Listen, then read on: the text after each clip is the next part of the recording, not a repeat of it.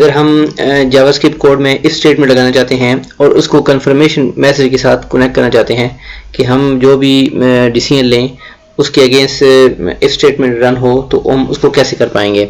इसमें सिंपली हम एक वेरिएबल बनाते हैं और उसको अपना एक नाम दे देते हैं। इसमें हम कंफर्म मैसेज लगाएंगे और कंफर्म में हम क्या लिखेंगे, do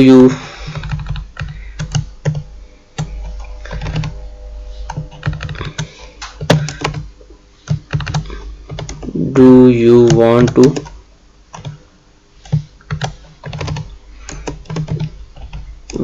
to proceed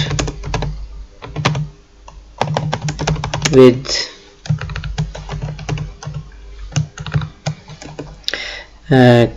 click OK और कैंसिल।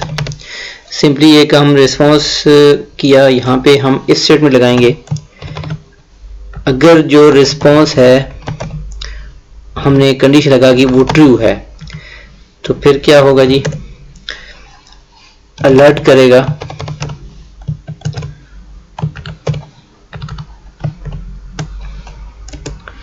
यूज सिलेक्ट, हम कोई भी मैसेज पास करेगा, गुड चॉइस।